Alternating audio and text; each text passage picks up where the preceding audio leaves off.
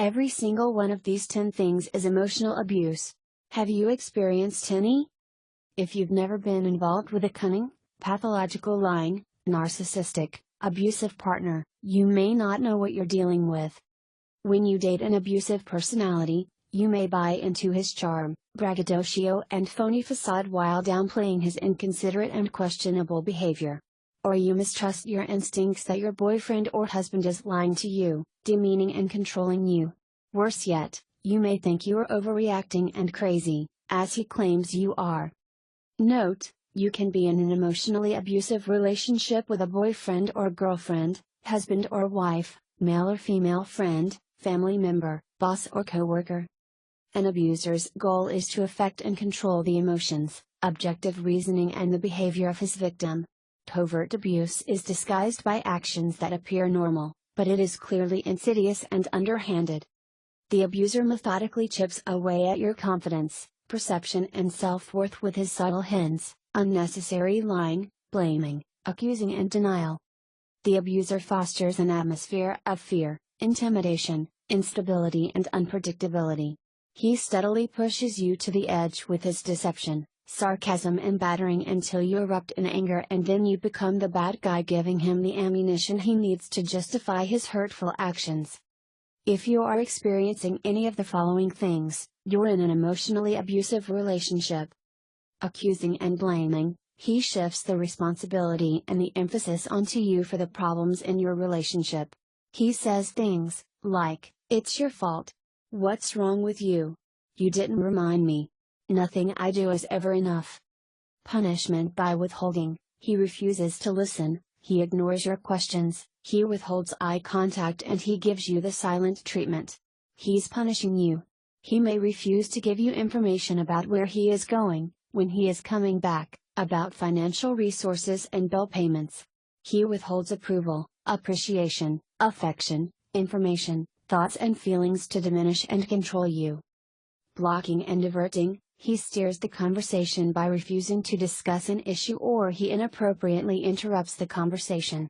He twists your words, he watches TV, or he walks out of the room while you're talking. He criticizes you in a way that causes you to defend yourself and lose sight of the original conversation. Contradicting, he disapproves and opposes your thoughts, perceptions or your experience of life itself. No matter what you say, he uses contradicting arguments to frustrate you and wear you down. If you say, "It's a beautiful day," he'll say, "What's great about it? The weather's crappy." If you say you like sushi, he'll say, "Are you kidding? It'll give you parasites." Discounting, he denies your experience of his abuse. He tells you that you're hypersensitive or that you're imagining things or that you can never be happy. He disfigures the truth, causing you to mistrust your perception and the reality of his abuse.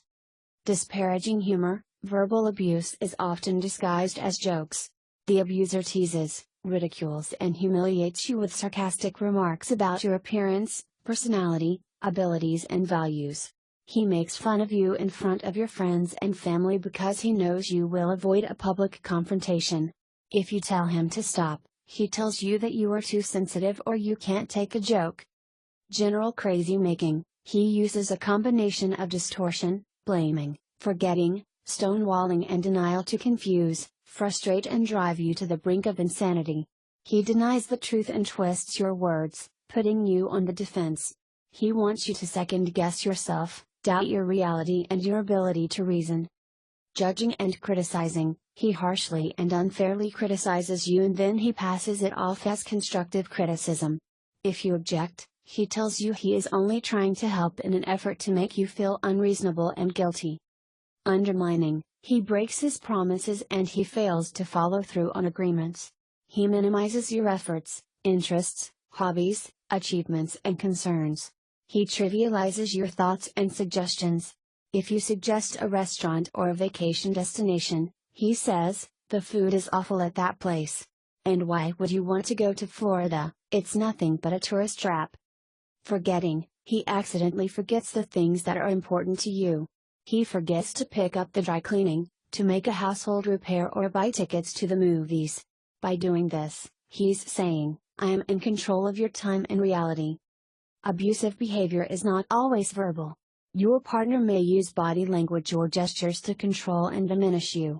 For example, refusing to talk or make eye contact, sulking, strutting, posturing and stomping out of the room, boredom, crossed arms, showing disgust, rolled eyes and frowning, inappropriate sounds, deep sighs, words like, so, hitting or kicking something or driving recklessly to scare you, withdrawing or withholding affection to punish you, patronizing, laughing at your opinion, mimicking or smirking, interrupting, ignoring, not listening, refusing to respond, distorting what you say, provoking guilt, or playing victim, yelling, out shouting or swearing to shut you down, starting a sentence with, forget it. Now that you know the conniving, covert signs of emotional abuse, what are you going to about it?